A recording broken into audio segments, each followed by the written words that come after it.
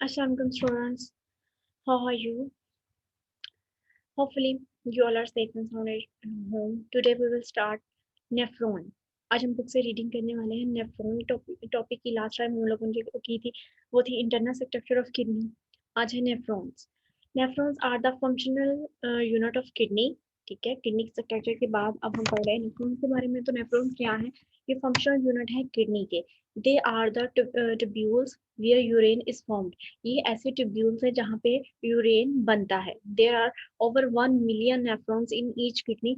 एक किडनी के अंदर तकरीबन 1 मिलियन नेफ्रॉन्स होते हैं। ठीक है, each nephron has 2 part. Her nephron के 2 पार्ट होते हैं, renal corpuscle and renal tubules. ये हम लोग शॉर्ट क्वेश्चन में पढ़ भी चुके हैं। ठीक है, तो आज हम इन पार्ट्स को डिस्कस करेंगे। यहाँ पे डायग्राम में थोड़ा सा आप देख लें। ये जो आपको ये आपके नेफ्रॉन की स्ट्रक्चर है। ठीक है, इसके बारे में हम लोग थोड़ा सा रीड करते हैं, उसके बाद स्ट्रक्चर को समझने की कोशिश करेंगे। फर्स्ट हम लोगों ने इसका नेफ्रॉन का पार्ट क्या पढ़ा है? Renal corpuscle. रिनल कॉर्पसल क्या होता है? It is the first part of nephron. ये नेफ्रॉन का फर्स्ट पार्ट होता है। It is consist to structure. अब फर्दर ये भी 2 स्ट्रक्चर से मिलके बनता है। ठीक है,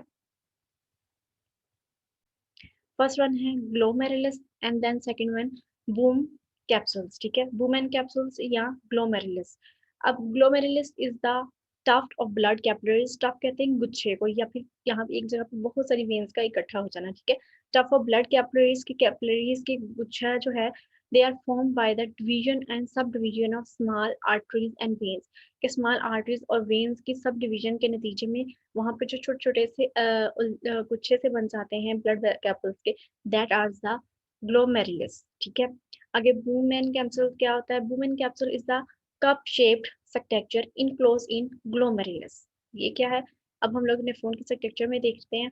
देखें, ये बेसिकली जो फर्स्ट वाला हमारा है, हम लोग किडनी का पढ़े थे, रीनल कॉर्पसल। ठीक है, रीनल कॉर्पसल का फर्स्ट पार्ट हमने पढ़ा था ग्लोमेरुलस। ये जो आपको रेड वाला पार्ट नजर आ रहा है, ठीक है, ये छोटे छोटे से गुच्छे से बने हुए हैं। ठीक है, ये बॉल्स जो आपको नजर आ रहे हैं, that is the glomerulus.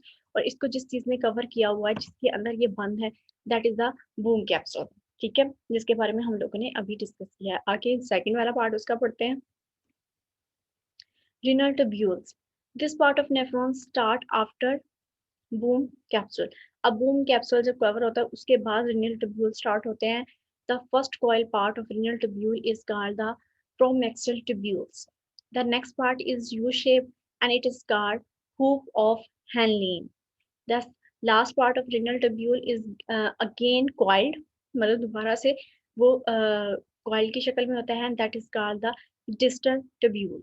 Then the distal tubule of many nephrons open in a collecting duct, कि जितने भी distal tubules होते हैं वो collectively एक उसमें नेफ्रॉन की एक ओपनिंग होती है, जिसे हम collective duct कहते हैं। ठीक है, and many collective ducts join and run into the renal pelvis। बहुत सारी डक्स जो है वो ज्वाइन करती है, देन उसको रीनल पेल्विस तक लेके जाती हैं। ठीक है, यहाँ से देखें तो दोबारा से इसके स्ट्रक्चर को देखते हैं। ये तो उसका हम लोगों ने देखा था रीनल कॉर्पस। ठीक है, ग्लोमेरुलस और बूम कैप्सूल जो था उसके बारे में हमने पढ़ा था। उसके बाद आ गया था रीनल ट्यूब्यूल। रीनल ट्यूब्यूल में हमने क्या पढ़ा है कि बूम कैप्सूल जो है उसके बाद ये रीनल ट्यूब्यूल स्टार्ट होती है। ठीक है, इसमें जो फर्स्ट वन पार्ट है उसका, that is called the proximal tube. यही पढ़ा था, फर्स्ट वन पार्ट जो होता है। ठीक है, उस कोलाइड फॉर्म में यहाँ पे बिल्कुल देखिए ऐसे तरीके से कोलाइड कर रहा है। ये फर्स्ट पार्ट जो है, यहाँ देखिए इसको उन्होंने यहाँ पे खोल के किडनी के अंदर के पार्ट बताए हुए।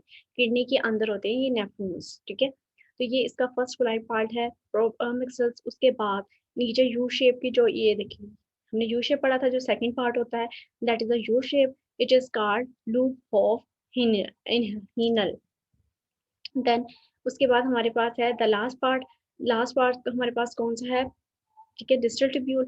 अब ये डिस्टल ट्यूब्यूल जितने भी हैं, ये कुछ कलेक्टिवली उसमें डक्ट में जाके अटैच होते हैं। ठीक है, that is called the collecting duct. ये डिफरेंट किस्म की कलेक्टिंग डक्ट्स जो है वो एक दूसरे से जब मिलती हैं, then they are make a urine form. ठीक है, ये था नेफ्रॉन की। और इसके बाद हम लोग देख लेते हैं, उसी से रिलेटेड क्वेश्चन है हमारा, describe the structure of nephron. ठीक है, सेम वही वाली जो है हमने रीडिंग की है, उससे सेम वही क्वेश्चन है, इसमें कुछ भी चेंज नहीं है। ठीक है, ये क्वेश्चन जो है आप लोगों ने अपनी कॉपीज पे लिखना भी है और याद भी करना है। ठीक है, कहाँ से स्टार्ट होता है, इसकी रीडिंग मैं फिर से कर देती हूँ. It is the functional unit of kidney. It consist of 2 main part, renal corpuscle and renal tubules.